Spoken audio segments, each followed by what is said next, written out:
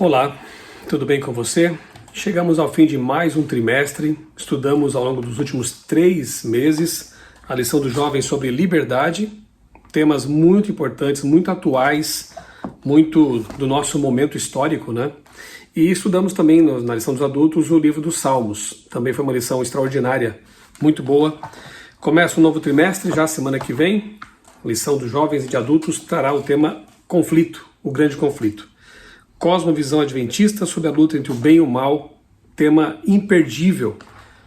Se você não tem a assinatura da lição, corra lá para adquirir o exemplar avulso, mas também, quem sabe, providencie a sua lição aí, sua assinatura, para receber em casa tranquilamente esse guia de estudos, cujo objetivo é nos incentivar a ter um contato diário com a Palavra de Deus, com a Bíblia Sagrada. Lição dos jovens dessa semana trabalhou o tema libertação final.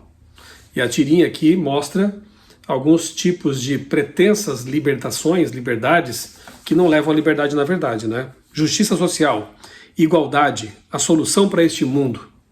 Religião e política devem trabalhar juntas para trazer paz à humanidade. E aí, o terceiro quadrinho traz a resposta do alto, né? Sejam luz do mundo e sal da terra, mas lembrem-se de que sua esperança vem do alto e que meu reino não é deste mundo. Então a lição trata aqui dos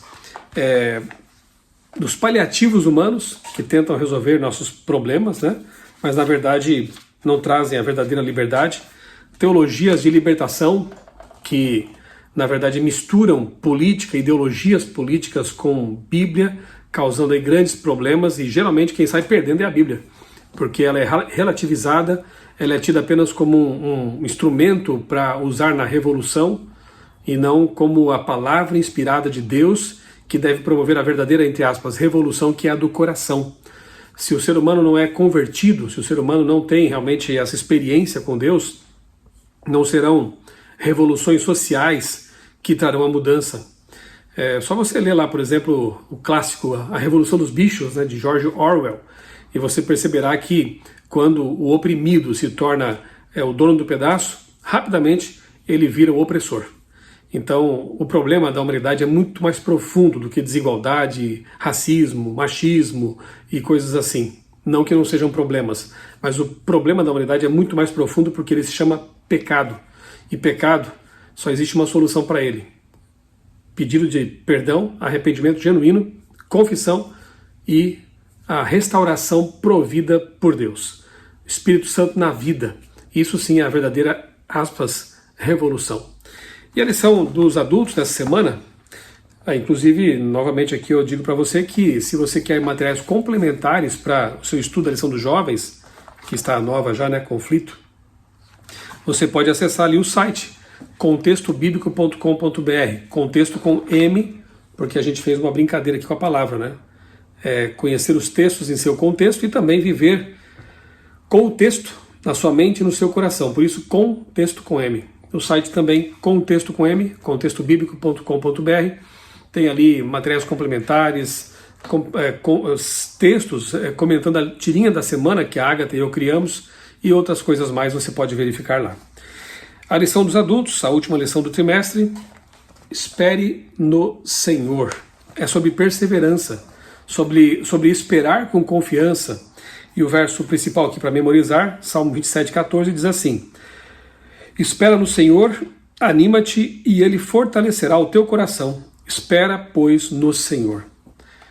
Especialmente esta geração bastante agitada, que não consegue esperar segundos, né, minutos para alguma coisa, esperar é uma dificuldade, quase uma arte, né? Mas aqui a proposta da lição é que nós esperemos naquele que nos prometeu e que nunca mentiu, de que as promessas feitas vão ser cumpridas. Então essa espera não é à toa, não é ociosa também. Enquanto esperamos, temos que fazer nossa parte, temos que trabalhar, estar ativos na obra de Deus. Parábolas como a dos talentos mostram isso, e Deus espera que nós tenhamos uma espera, Deus espera que nós façamos aí uma espera ativa, um aguardar trabalhando pelo reino de Deus. Esperar no Senhor não é uma espera ociosa e desoladora pelo tempo de alguém. Em vez disso, esperar no Senhor é um ato cheio de confiança e fé que se revela na ação. Então a espera do cristão, ela não é ociosa, ela é ativa. Aproveite aí, se inscreva no canal, que se não fez isso ainda, né? Acione o sininho para receber as notificações de novos conteúdos e se gostar desse conteúdo, compartilhe com seus amigos, dá um joinha ali também, isso ajuda a engajar o vídeo, né? Pelo menos é o que diz os especialistas aí, tá bom? Domingo chamado da espera. São aqueles salmos bem conhecidos, né? 27:14, 37:9, 34, que são salmos que falam de esperar no Senhor. Espera no Senhor, confia nele e o mais ele fará, né? O que dizer sobre esperar por Deus? A ideia de esperar no Senhor aparece nos Salmos e em toda a Bíblia. A palavra usada, aliás, em Apocalipse 14, que fala do povo remanescente lá dos últimos dias, uma de suas características é a perseverança. Aqui está a perseverança dos santos, os que guardam os mandamentos de Deus, e tem o testemunho de Jesus, que é o espírito de profecia. Então, uma das suas características destacadas é a perseverança. Não desanimar, apesar da aparente demora.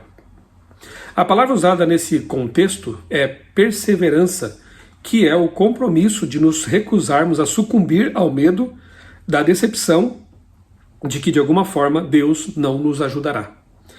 O servo de Deus espera na certeza de que Ele é fiel. Os que esperam nele podem confiar que, se lhe entregarmos nossas preocupações, Ele as resolverá para o nosso melhor, mesmo que não vejamos necessariamente desse modo, mesmo que não entendamos a resposta de Deus, mas Ele vai sempre responder e vai sempre ter em vista nosso bem-estar eterno. Temos que aprender a ver o mundo com as lentes de Deus, né? Ele enxerga tudo com as lentes da eternidade. E muitas vezes aquilo que para nós é uma espera enfadonha ou uma resposta que não corresponde à nossa expectativa é justamente Deus trabalhando por nossa salvação. Enquanto esperamos a salvação final e o encontro com Deus, assim como toda a criação a um só tempo geme e suporta angústias até agora, Romanos 8:22, o Senhor permanece com o seu povo no presente por meio do Espírito Santo.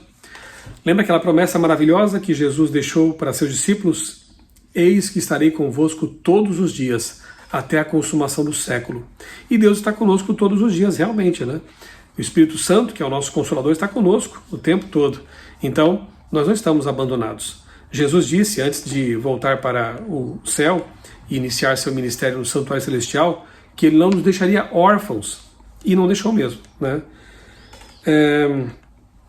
Essa nova criação é o que aguardamos, o cumprimento final de nossas esperanças como cristãos adventistas. Esse nome, adventista, contém a ideia da esperança que temos. Esperamos, mas sabemos que não é em vão. A morte e a ressurreição de Cristo na primeira vinda são a nossa garantia de sua segunda vinda. Jesus prometeu que viria, nasceria em Belém, viveria como ele viveu, está tudo profetizado no Antigo Testamento, e ele veio. Jesus prometeu, está anunciado, está profetizado que morreria e ressuscitaria ao terceiro dia, e ele fez isso. A tumba está vazia, e ele prometeu que voltará a segunda vez, então ele virá a segunda vez, e obviamente que vai cumprir também essa promessa. Ainda que demore, ou mesmo que pareça demorar, ele vai cumprir essa promessa. E ser adventista é justamente ser uma pessoa que aguarda ansiosamente e ativamente o advento de Cristo. Daí vem o nome adventista, né? São pessoas que creem no advento, na volta de Jesus. Segunda-feira, paz de uma criança desmamada. Eu quero ler com você esse salmo, ele é bem pequeno, né, e muito bonito. Salmo 131, se você tem aí a sua Bíblia, leia comigo, Salmo 131, porque realmente eu achei ele muito apropriado, bonito, revela um Deus carinhoso, especialmente com a metáfora usada aqui, né, da mãe. Salmo 131, vamos ler todo ele, porque ele é bem pequeno. Achou aí na sua Bíblia? Salmo 131. Senhor, não é orgulhoso o meu coração, nem arrogante o meu olhar. Não ando à procura de coisas grandes, nem de coisas maravilhosas demais para mim. Pelo contrário, fiz calar e sossegar a minha alma. Como a criança desmamada se aquieta nos braços de sua mãe, assim é a minha alma dentro de mim. Espere, ó Israel, no Senhor, desde agora e para sempre. Que comparação linda! Assim como a criança que quando é pega no colo pela mãe e aninhada ali ao peito, ela se acalma, ela fica tranquila. Nós também, né? Nossos pensamentos, nosso interior, né? Nossa alma devem ficar tranquilos também, esperando em Deus, que é o nosso Pai Celestial. Lindo esse salmo. O orgulho engana, pois faz com que o orgulhoso se torne egocêntrico e incapaz de olhar além de si mesmo. Os orgulhosos são cegos para a realidade superior de Deus. Aliás, o orgulho foi o pecado inicial, né? O orgulho, a cobiça de Lúcifer. Então esse pecado é realmente muito, muito perigoso. E aqui o Salmo diz que nós temos que ser não contrário de orgulhosos, né? Temos que ser humildes, andar em humildade, não querer coisas grandiosas, deixar com Deus as recompensas e aquilo que Ele quer nos conceder. Então viver em humildade e em confiança é o que o Salmo apela para que nós façamos. Enquanto isso, a metáfora do Salmo 131, verso 2, como a criança desmamada se aquieta nos braços de sua mãe, é uma imagem poderosa de alguém que encontra paz e calma no abraço de Deus. Ela aponta para o relacionamento amoroso que uma criança tem com a sua mãe em vários estágios de sua infância. Ao desmamar-nos de ambições e orgulhos ilusórios, Deus nos introduz ao alimento sólido que é fazer a vontade daquele que enviou Jesus e realizar a sua obra. João 4,34 e Hebreus 5,12 a 14. A confiança infantil descrita no Salmo 131 é a fé madura que foi provada e testada nas dificuldades e descobriu que Deus é fiel à sua palavra. Você tem descansado em Deus? Você tem sido perseverante, confiante quando as coisas não dão certo para você, mas você sabe que Deus está cuidando de tudo? Assim temos que ser, ter a fé simples de uma criança. Saber que Deus nos abraça e cuida de nós o tempo todo. Terça trazendo os seus feixes, Salmo 126. Vamos ver também, está aqui já aberta a minha Bíblia. Salmo 126, eu vou ler aqui com você, ele também é bem pequeno, diz assim, ó. Quando o Senhor restaurou a sorte de Sião, ficamos como quem sonha. Então a nossa boca se encheu de riso e a nossa língua de júbilo. Então, entre as nações se dizia, grandes coisas o Senhor tem feito por eles. De fato, grandes coisas o Senhor fez por nós, por isso estamos alegres. Restaura, Senhor, a nossa sorte, como as torrentes do Neguebe. Os que com lágrimas semeiam, com júbilo ceifarão. Quem sai andando e chorando, enquanto semeia, voltará com júbilo, trazendo os seus feixes. Olha que promessa maravilhosa, né? Semear chorando e colher com júbilo, com alegria. Os livramentos do passado são fonte inesgotável de inspiração para os fiéis e fonte de esperança para o futuro. A libertação foi tão grande que poderia ser descrita como sonho que se tornou realidade. Observe que a geração que louva ao Senhor pela libertação do cativeiro ainda se encontra no cativeiro e louva a Deus mesmo assim.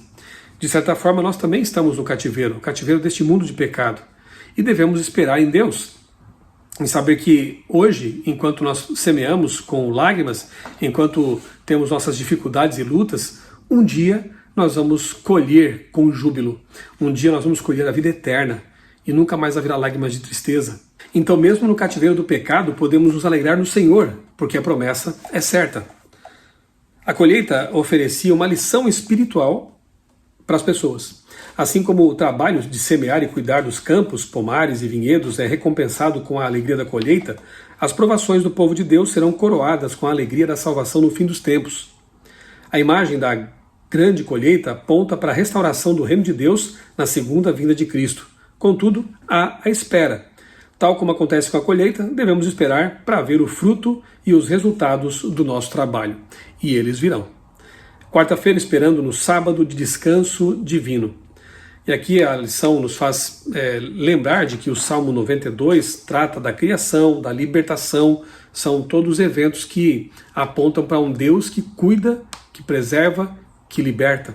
O Salmo 92 exalta Deus pela criação passada e sustentação do mundo, e aponta para a esperança na paz e na ordem divinas e eternas. Deus já fez, Deus continua fazendo e fará.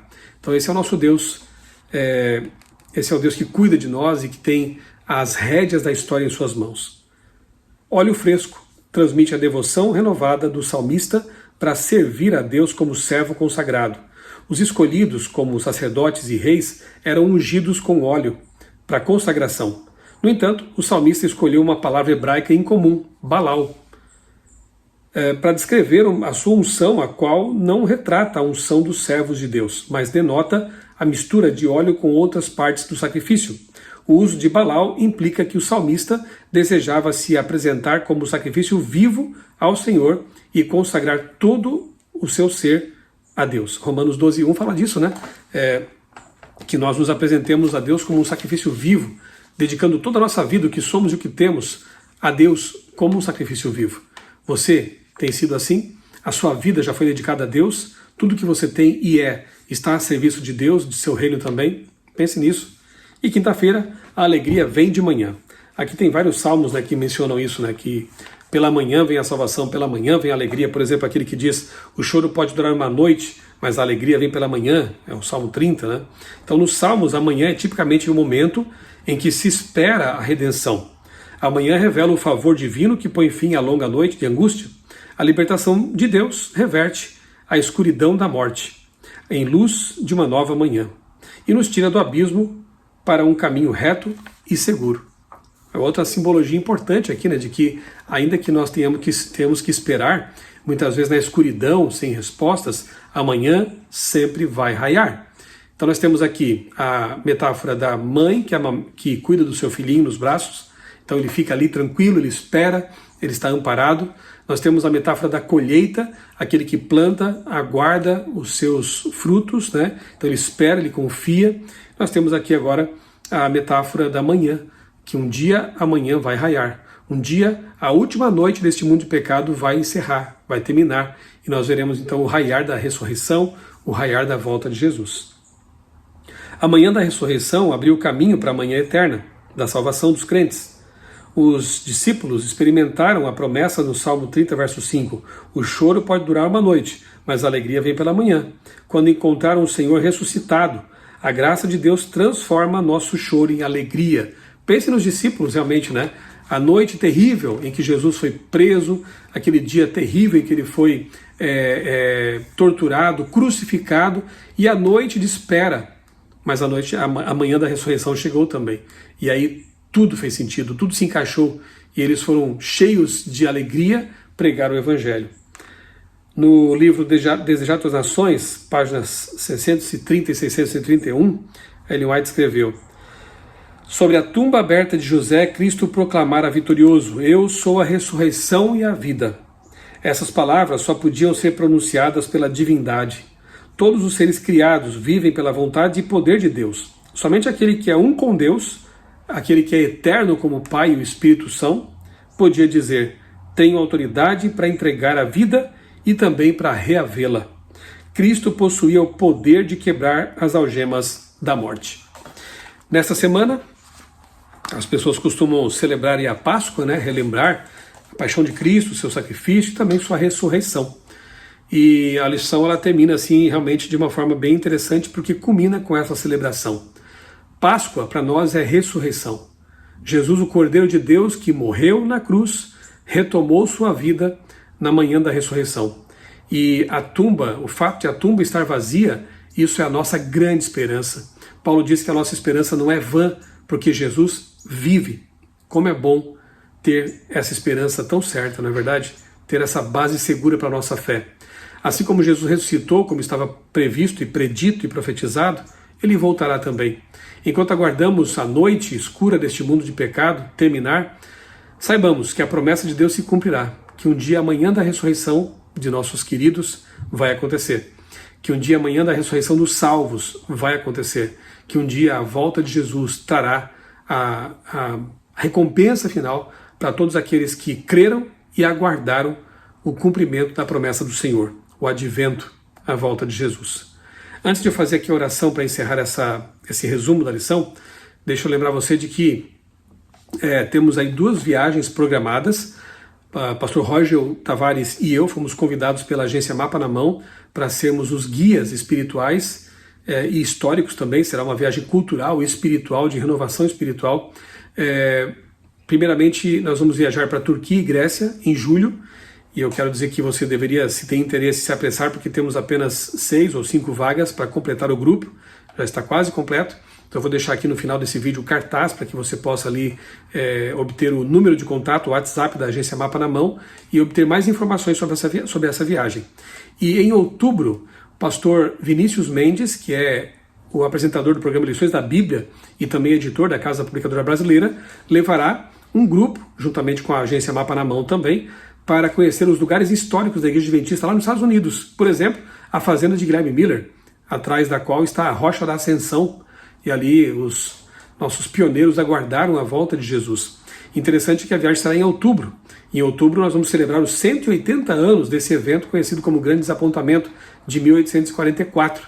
Então, se você quer conhecer esses lugares que marcaram a história do Adventismo lá nos Estados Unidos, Battle Creek, a Universidade de Andrews, a Fazenda de Miller, a casa de Joseph Bates e outros lugares bem interessantes, também farão ali um turismo, né, por cidades importantes nos Estados Unidos, você também poderá obter informações pelo número da agência Mapa na Mão que está no cartaz aqui no fim deste vídeo, ok? Faça planos aí de viajar com essa agência e com esses pastores. Tenho certeza de que será uma bênção para a sua vida espiritual e você voltará com boas memórias e recordações que vão enriquecer a sua vida de cristão adventista e sua vida espiritual, ok?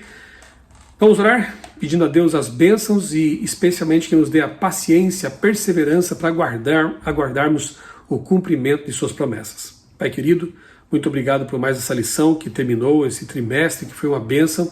Estudamos temas importantes na lição dos jovens, sobre liberdade, sobre vida cristã neste mundo de política, de ideologias. Obrigado também pela lição dos adultos, que nos fez passear pelos salmos e fortalecer nossa fé, especialmente essa última lição que trata da espera, que nós tenhamos perseverança e confiança para aguardar o cumprimento das tuas promessas em nossa vida e também para a humanidade, por ocasião da volta de Jesus. Nós oramos agradecidos e o fazemos em nome dele, nosso Senhor e Salvador Jesus Cristo. Amém. Um abraço para você, Deus abençoe grandemente a sua vida e também a sua família.